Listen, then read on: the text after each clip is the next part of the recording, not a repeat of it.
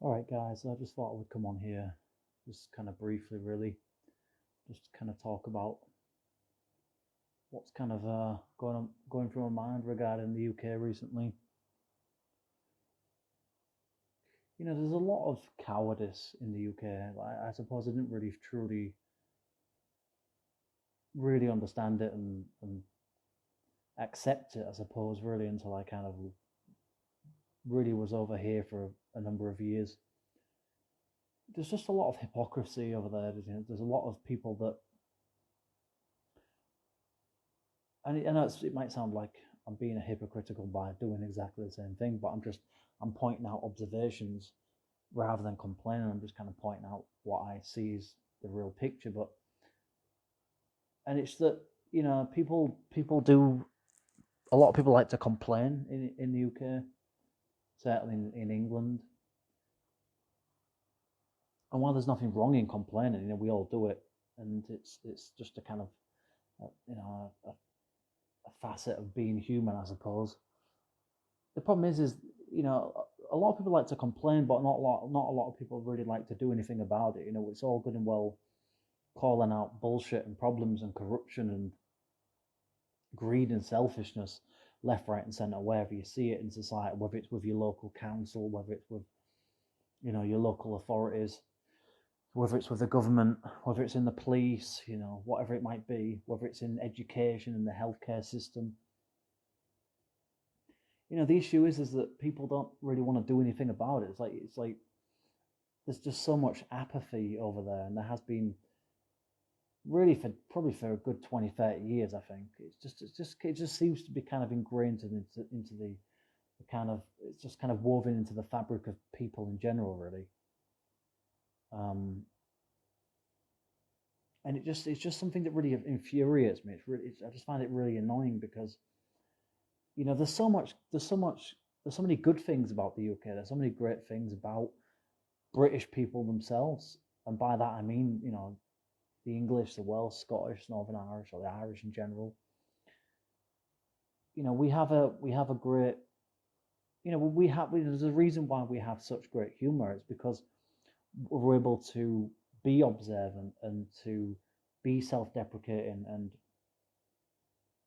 kind of call out double standards and bureaucratic bullshit, or inconsistencies and contradictions, and just general sort of moronic behavior, I suppose. In general, that's one of the things I love about Brits, is our sense of humor. It's our sense of our ability to be kind of sharply observant. But at the same time, I don't understand. Sometimes I just don't understand why the country is in such a state that it isn't. Because while we seem to have these razor sharp perceptions and ability to take the piss out of things, it never really seems to lead to anything. It's like, okay, yes, it leads to the progression, evolution of, like, the comedy circuit, I suppose, music, art, and I suppose that's probably why so much great art of all kinds has probably come out of the UK. It's because of the way that we sort of, the cultural sort of psychology of who we are, I suppose. But the issue is, it's like, there's some things just never really seem to change over there. It just seems to me, I mean, I've been over here for almost a decade now, and I've got to be honest, like, things just seem to have just gotten worse and worse and worse in the UK. And the thing is, just so many people are just so readily, so easy to just sit back and let shit happen. Whether it's the government taking the piss and cutting funding or closing things down left, right, and centre. Whether it's in the whole of places like that, and small cities and towns across the country that desperately need their services, and their communities intact, and youth centres, libraries, and their high streets, and yet it's just like, there's just not enough people that protest, I think, in the UK. There's not enough people that get up off their asses and say, we don't like the way that the country's going. It's all good and well voting, but it's like, why don't enough people get off their asses and form, collectivise and come together and actually try to change something? Because if there was enough of a mass movement that pressured the governments, the councils, the police to do more things, then things would change for the better. But it just seems like no one. I've just always had that feeling in the UK. Like, just, it's like when you're on a bus or a train or something, it's like when someone's being a dick, or someone's just being disrespectful, or just acting inappropriately, or just misbehaving. Like, hardly anybody ever calls that kind of stuff out. It's just, that's always been like there in the culture, at least where I grew up in. And I get it to the point where people don't really want to get involved, and they don't want to be sort of pulled into somebody else's problems and stuff. But it's like, well, I get it, but at the same time, that all that does is perpetuate and justify that behavior, because if nobody ever calls it out, then it just becomes, over time, it just becomes accepted and tolerated, and then that then just kind of like that changes the culture, and that weakens it. Because then over time, what you have is lower standards become the norm, and like essentially accepted behaviors, and things just gradually get shitter, and like just more miserable and uncomfortable and unpleasant for everybody. And then people wonder why there's so many young people leaving the country. It's like, well, because everything's getting worse. Societal standards have massively reduced over the last, since probably during my lifetime. The culture has been weakened and weakened all the time due to economic problems and war running rampant across all areas of society. And I think just in general, just people's kind of values and beliefs and principles have just been diluted, I think. The things that kind of used to be the kind of pillars of the country, like Christianity, and having like higher manners and being polite and respectful. I mean, some of those things are still there, but I mean, let's face it, let's have the truth here. They're hardly what they used to be. It's like, I mean, even when I was younger, when I was at school, like the way that people used to talk to the teachers and behave at school, that wouldn't have been tolerated 30 years before that. So it's been getting worse during my lifetime, and probably since, I suppose, probably since the 80s, 90s, probably things have just been gradually getting worse and worse and worse. I mean, kids will always be kids. People will always be shitty human beings. But I just think that the general public, it's changed over time. It's changed during my lifetime. It's never been perfect, but I just think over time it's just gotten to the point where it's like, there just seems to be more apathy now, I found, in the UK than there used to be. It's like there's no real sense of, I don't see any real sense of community there anymore. I don't know, like it just seems to me like it's become essentially a purely individualistic society now. I mean, yeah, you still have things like rugby and football kind of holding some working class communities together, but I mean, even those things aren't what they used to be. They don't have the popularity they used to have. Things like youth groups like the Scouts, Boys Brigade, youth groups and youth centres and things. They've had funding cut, and they're struggling, and some would even probably say they're a bit outdated now. So I think we've had a real kind of shift in. I think just the last few generations, I think parenting has really damaged, especially in more working class areas. I just think the caliber of people has really massively weakened over time. And people, like I said, people like to complain about things, and yet people keep voting in the same corrupt parties that don't give a fuck about them. They keep shopping at the same places, knowing that those places are getting away with all sorts of things, and the things that they buy, they eat. These companies, these corporations, they don't give a fuck about you. They don't give a fuck about your health. The NHS doesn't care about you. It's just a big pharmaceutical branch, really.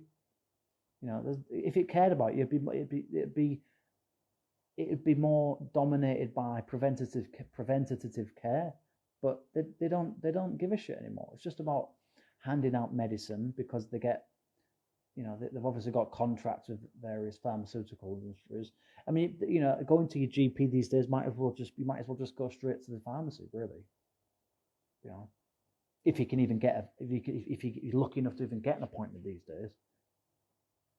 Then you've got people waiting weeks or months on end for treatment. I mean, how did we get here? How did we get in this state where just everything is utterly broken? Just fractured. It seems like everyone's at each other's throats these days.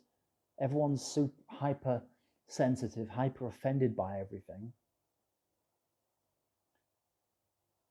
And and just like the old immigration problems, like why aren't there like a few million people on the streets every few weeks, every few months, like protesting and trying to like ban these like illegal immigrants coming into the country, banning people that we don't know who they are, they've got no documentation, we don't know where they've come from, we don't know what their backgrounds are, we don't know what their histories are. And yet just so many people just seem to tolerate it. Like, it's like, what the fuck is going on? I mean, do you even, that's the kind of conclusion I've come to. It's like, nobody gives a fuck about the UK anymore. No one believes in it anymore. I think that's probably what the truth of it is. Like, nobody has any real sense of who they are anymore. They don't believe in the flag. They don't believe in their identity. They don't believe in what used to be a more prominent, an actual culture that we used to have. I mean, even when I was growing up, I would say that we had quite a prospering culture and society, and I just think that certainly over the last 15 years, it just seems to have just all like more or less gone. I personally think the UK is basically more or less in a state of extinction now. That's where I'm at with it. Just doesn't seem like enough people care to want to preserve anything anymore.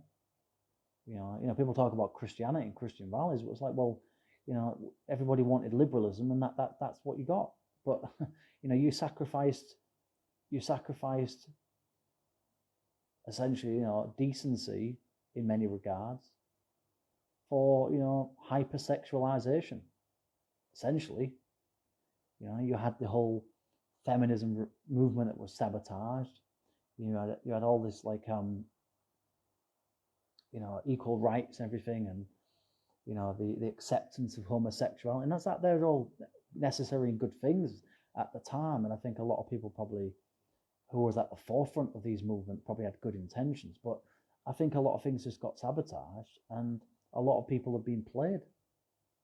And the woke movement that I think more or less started over in America in the mid-2010s has been allowed to run rampant, and basically has spread like a fucking cancer across the UK for the last 10 years. That's why you've got all of these DEI hires now, and the government protecting people essentially breaking the law, coming into the country legally, being able to claim asylum, being able to get free handouts from the government for doing nothing, not even literally doing nothing. And yet, the moment that anybody ever says anything about it, I mean, it's not. Look, I'm not saying that there aren't any decent, respectable, honourable people in the UK. Of course there are. But my point here is that there's just not enough of them. You've got people like Douglas Murray. You've got, the likes of, you've got quite a few YouTubers as well. Good YouTubers. You've got people like Tommy Robinson. You've got the likes of Nigel Farage. Whether you like him or not, you can't deny that he's been on the money for a while. You don't have to like the guy, but he's certainly been right about a lot of things. Same goes for Tommy.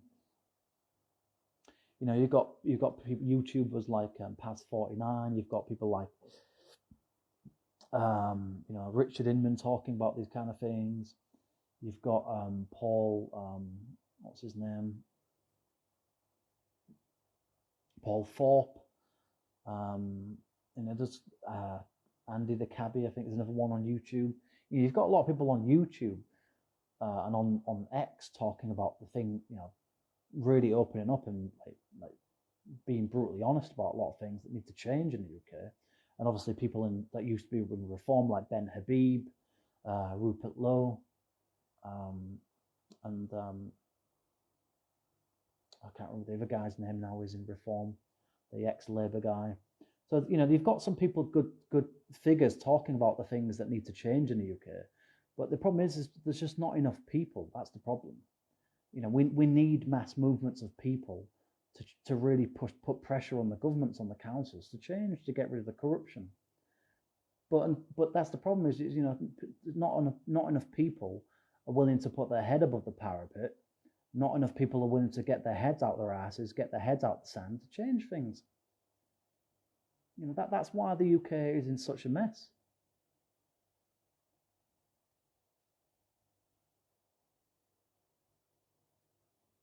It really it's quite disturbing, really, just how much ingrained apathy there seems to be these days.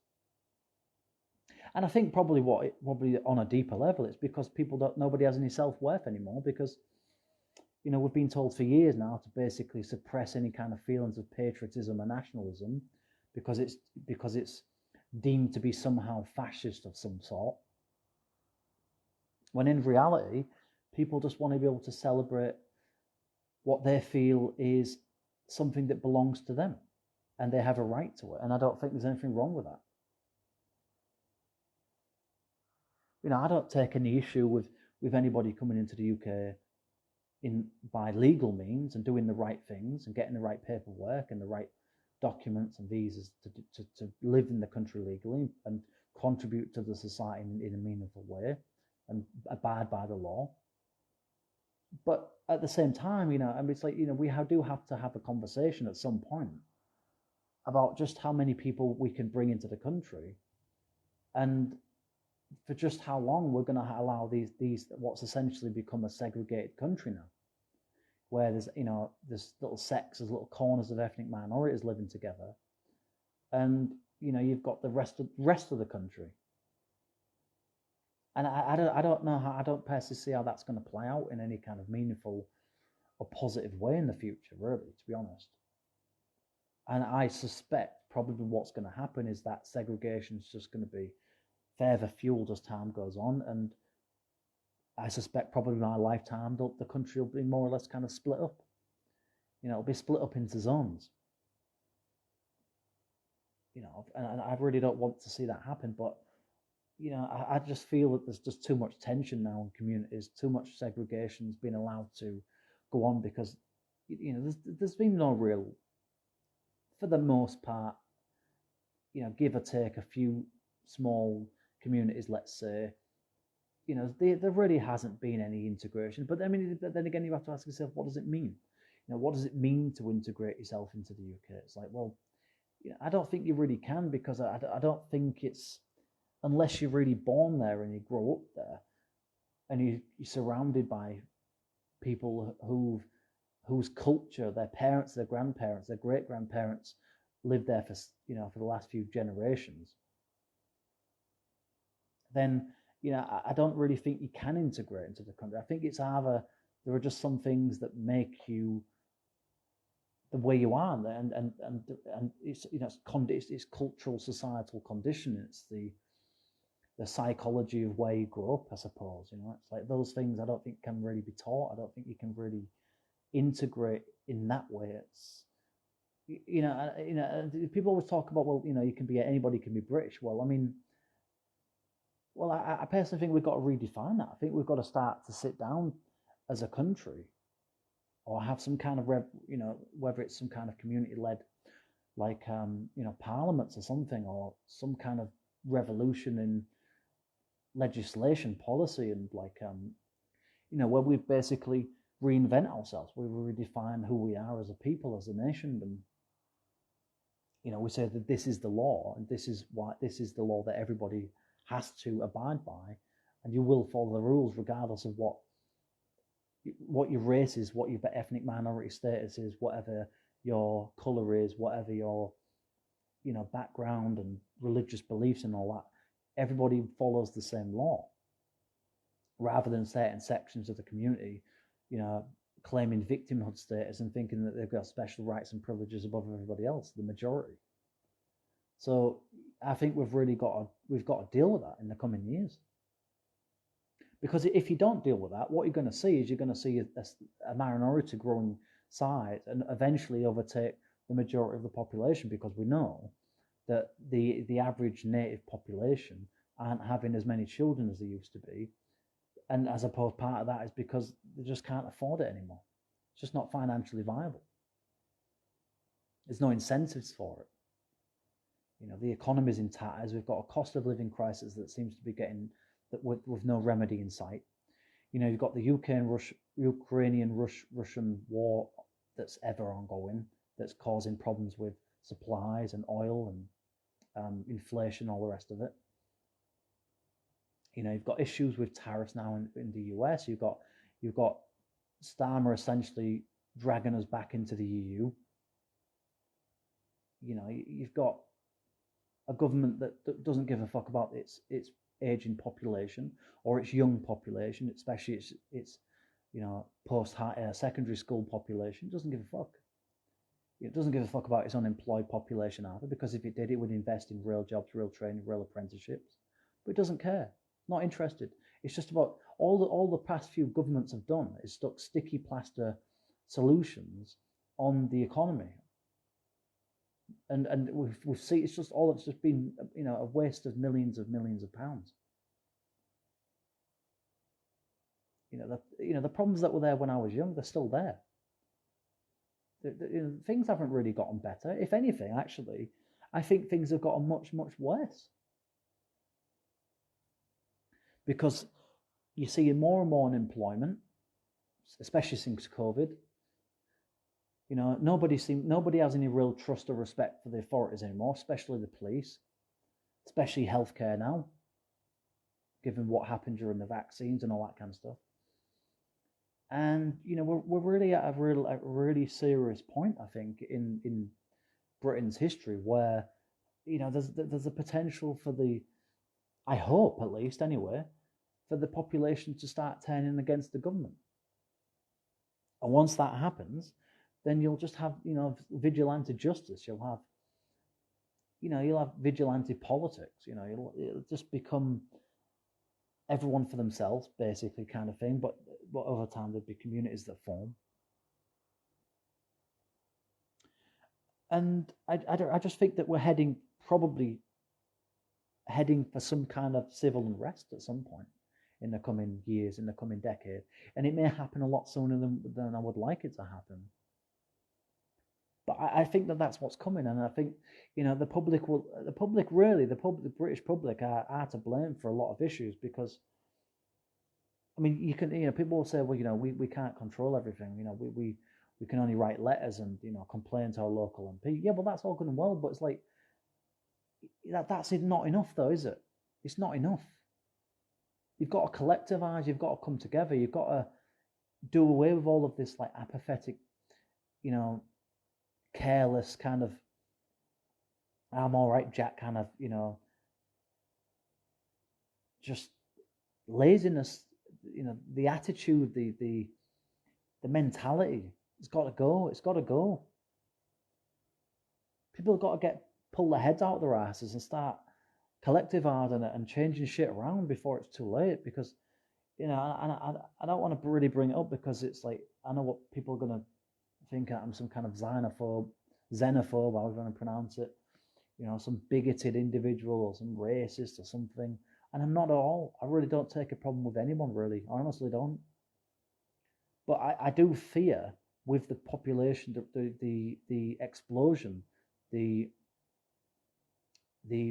rapid expansion of Islam being accepted essentially as the kind of more or less the new kind of religious domination of the UK, that if people aren't careful over the coming years, decades, then they're going to be under some kind of pseudo kind of well, not pseudo, like some kind of like, neo Islamic law of some sort. It's like we're going to be under the thumb of Islam. I don't want to be under the thumb of any religion, certainly not Islam, and I certainly don't want anybody that I know to be under it either, because then life will really, really get shit and oppressive. We all know that. We all know what's coming down the line if things don't change around some. People already, when the last time I was there in England in 2019, I could already see the impacts of legal immigration, because you used to see a lot of immigrants around. And that's just going to get worse and worse and worse. And a lot of these people are coming from Islamic countries. So, it's inevitable that they're illegally going to bring in their family members, and they're going to procreate as people naturally do. And it's just going to get worse and worse and worse. And you've got a left-wing dominated, extremely kind of socialist, communist-like fucking Labour Party, basically, trying to censor or shut down people from speaking inconvenient, uncomfortable truths about this whole thing, or anything else that the government doesn't want you rid of. Your local authority or the police don't want you to expose.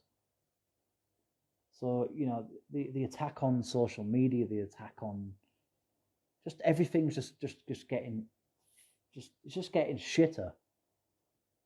And to bring it back to what I said at the beginning, it's down to people themselves. It's no single person can really change things around. It's like if enough people come together, pull the bootstraps up, and have a bit of confidence in themselves and say, this is who we are, this is what we want as a nation of people, this is what we want our nation to represent and to stand for and to be seen as. If enough people do that, then eventually that will become the norm, that will become the accepted reality. That might be a good one, a better one at least than the one we currently have in the UK.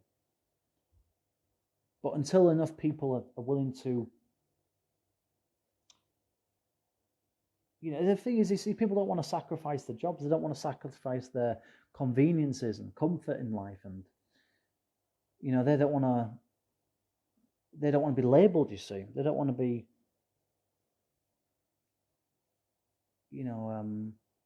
ostracized or scapegoated or anything. And I get it, I understand. But unfortunately, at some point we're gonna have to pick a side. We're gonna have to make some sacrifices along the next 20, 30 years. Because if we don't, there'll be people making them for you. People that you don't like and you don't want running the show, making big decisions that impact your lives. Because they'll have the majority, they'll have more of a say than you do, because they will be the majority, and they'll be listened to, and they'll have more influence. And this is not a talk about immigration or Islam per se. It's just that these are two things that I've just noticed, that there's too much of this left-wing drivel media. There's too much of this left-wing kind of political attitude in people. We must be tolerant. We must be open-minded. We must accept that multiculturalism is what our country is now. So, well, no, it only is if you stand back and let it happen. So, well, it's better country. Well, it might be in the short term, but in the long term, it won't be, because you'll slowly but surely they'll take more and more and more and ask for more and more things, and then you will become the minority in more ways than one. And people can laugh, people can snigger, people can pretend that I'm being delusional or whatever. But deep down, people know that this is going to be an inevitability. Whether it's 20 years, whether it's 50 years from now, I don't know. But I can tell you it's coming.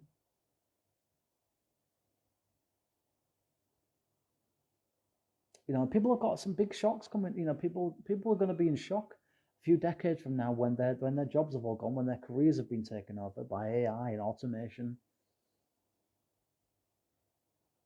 When you've got an Islamic government in charge, when you've got sectarian politics, when you've got hate preachers being allowed to get away with all sorts of things because they're the majority now, and they can buy it. The politicians being bought and paid for. And the thing is that that's the brutal truth of it is that is what the alliance is. The alliance is between Islam and the left. They've formed an alliance over the last few years. Why do you think that all of these grooming gangs happened in Labour areas? Because why do you think? Because they thought they could get away with it, and some of them knew that they could because they had associates in the Labour Party, and some of these Labour MPs or people associated with the Labour Party were up to no good as well. Criminal, it's just unacceptable. It's just I don't even know what you say. And that was going on for decades under Labour. So if you think Labour somehow is going to be this suddenly going to turn around one day and magically become the the hero again of the working class, fucking forget it. It's not going to happen. They abandoned the real working class native Brits a long time ago in favour of open door immigration policies and illegal immigration for cheap labour. They abandoned what they deemed to be the underclass, the undeserving poor, a long time ago. They don't give a fuck about you or me. They don't care. They really genuinely do not give a fuck. And they never will. And the Conservatives have proven themselves also to be utterly incompetent, corrupt, liars, deceiving, just utter scumbags. So what's left at the end of the day? What other options do you have politically? Because let's face it, that's probably going to be unfortunately, one of the ways out of this, among many others, it would appear. So what have you got left? You've got reform. That is the only option, And as much as I'm no massive fan of the likes of Nigel Farage or his I forgot his name now. His kind of his middle class companion, Richard Tice. These toffs kind of these kind of toffee nose types.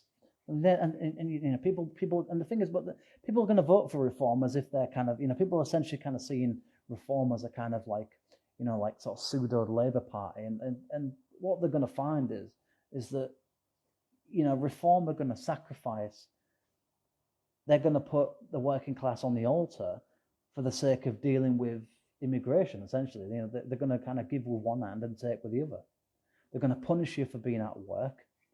They're going to destroy the welfare system, what's left of it. Not that I'm not saying that it doesn't need some kind of overhaul, and that it should be fair. I mean, it should be, but I don't think scapegoating and demonising those in very difficult, dysfunctional situations or communities, especially on council estates, should be treated like that. But that's what reform are going to do. So over time, they're going to lose a lot of their vote base, if they even make any kind of success at all. And so I think the only real I suspect the only real hope for the UK, and as much as I hate to say it, is civil war. It's civil war, or it's going to have to be some kind of community-led initiatives where you basically kind of get devolution of power through kind of community parliaments or something like that. But you're going to have, I think you're going to have to do away with it. We really need to have some kind of serious overhaul of the whole political system, the whole voting system. It's corrupt. It's a scam, and everybody knows it.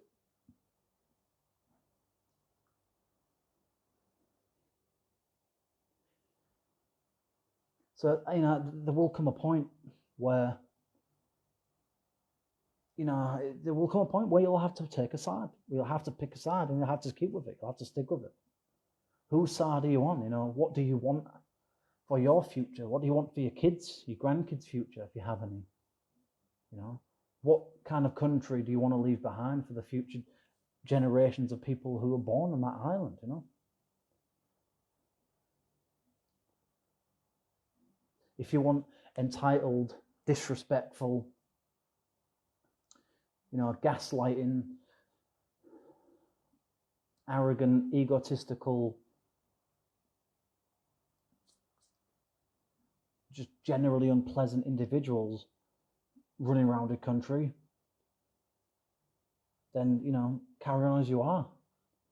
But if you wanna have, you know, respectful, law-abiding, you know, pleasant, decent people in your country, then you're gonna have to change tactics. You're gonna have to stand up and be counted. You're gonna have to stand up and be heard for once. And I get it. That, you know, it takes bravery, it takes balls to do that. But at some point, someone's got to do that. Someone's got to be the first one to do it. And I understand that there's difficult decisions to be made. There's difficult conversations to be had. I get that. But, you know, what choices do you have? I mean, you know, we all see where this is going. Well, at least I do, anyway.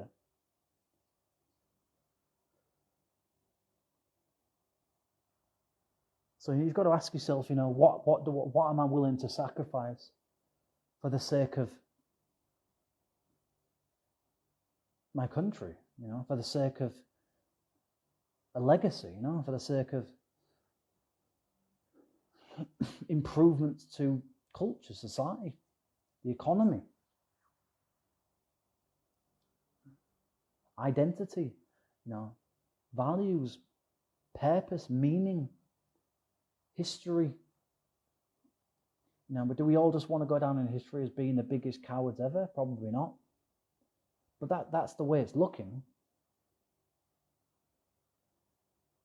And, you know, I'm not trying to like come on here as if to kind of give some kind of a lecture or, you know, unsolicited advice or anything like that, or to be, you know, to kind of try to guilt trip anybody or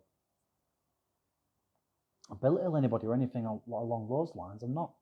I'm just so tired of seeing my country just kind of just be obliterated one bit at a time, you know.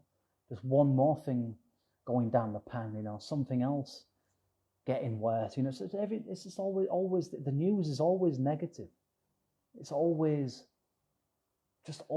like something else that's gone to shit in the UK. Anytime you watch the news, it's like there's hardly ever any kind of positivity about things there.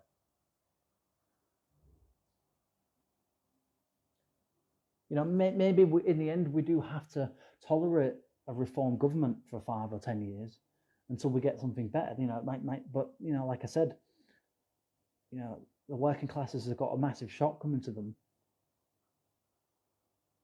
especially those that are unemployed, have been unemployed a long time, or those that are disabled. Because let's face it, they're not going to kickstart the economy. They're not going to really invest in millions of pounds of new jobs or training and careers or investment in new, you know, bringing back manufacturing or industry and things like that. They're not going to do that because they don't have the money for it. So they're going to just do what the Conservatives and Labour have done for the past 30 years, you know, and that's just basically smoke and mirrors, you know, economic stability.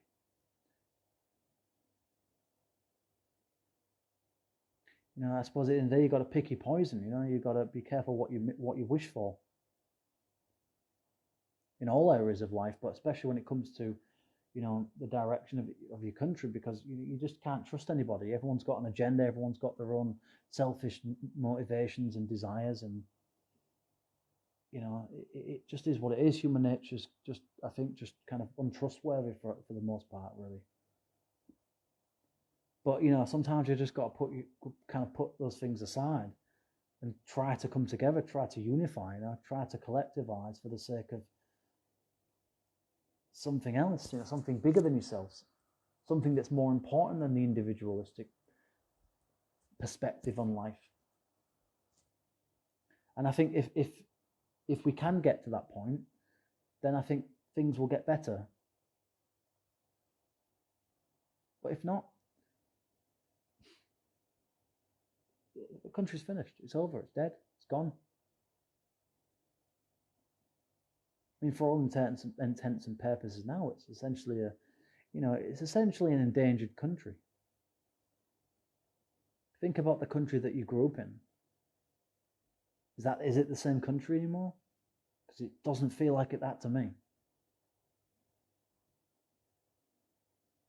And it's not just about, the kind of superficial materialistic things. It's just the general feel, the general vibe of the place has changed. It used to be a lot more of a kind of warm, cozy kind of a place to live in. And it just feels barren now. It feels barren, it feels cold, it feels void of any real life or energy. So we've got to revitalize it. We've got to re-energize the place. We've got to reinvent it somehow. I don't have all the answers. I don't know exactly how we can do this, but we don't have any choice. There isn't any choice. You're seeing what they've done to people like Tommy over the last more or less 20 years. They've made him out of, witch, basically had a witch hunt against him and, treated him as the boogeyman kind of thing.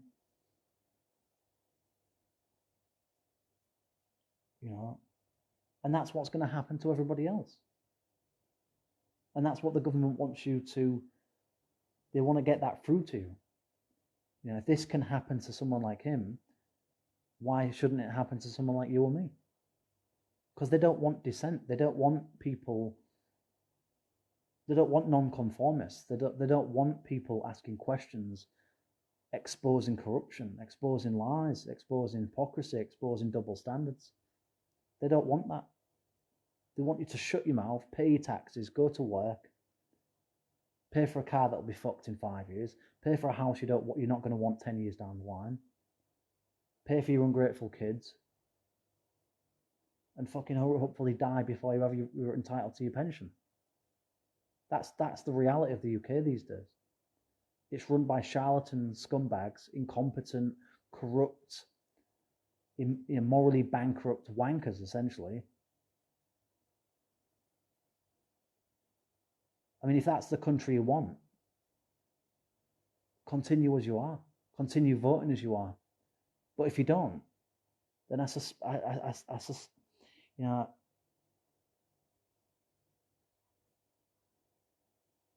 then you're going to have to pull your fucking pants up. You're going to have to start vocalizing, being honest and being real. Start saying some uncomfortable shit.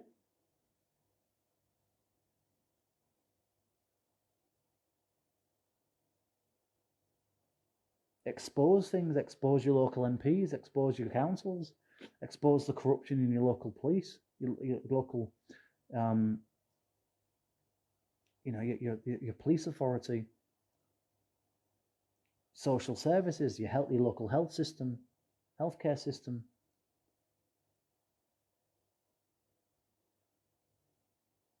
Education, all the corruption, all the unethical shit that goes on in agriculture, farming, energy, resources, extraction, all that kind of stuff. But see, that's the thing, is people are too glued to the phone. They're too stuck in this digital world now. You see that this is the world we live in, where. And yeah, I accept that I play my own part in that as well, but I also have tried to play my own small part by talking out, speaking out.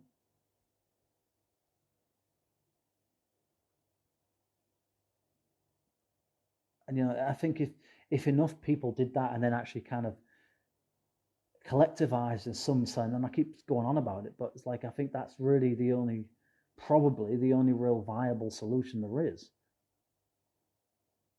to, we can't go back to the past, but I think we could improve things dramatically if enough people protested, in a civilized, mature fashion, I really do think that things could change. And that's the thing, is you've got to ask yourself, that's the most important question, isn't it? How much do you want change? How much do you want it? Do you genuinely want things to get better? If you do, then change. But if you don't sit there fucking complaining about it 20 years down the line. Because as far as I'm concerned, you don't have any right, you won't have any right to. You either do something about how things are, the state of the country, or you don't. There's no limbo.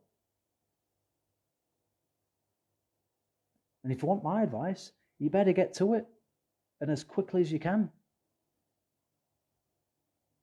Because the country is basically a ticking time bomb. It's a ticking avalanche.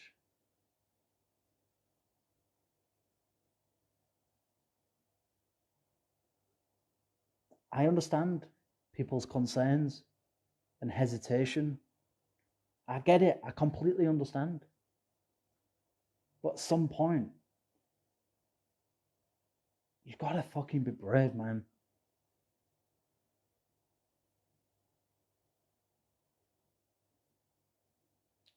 What do you want? What do you want? What are you willing to sacrifice for it? What are you willing to give?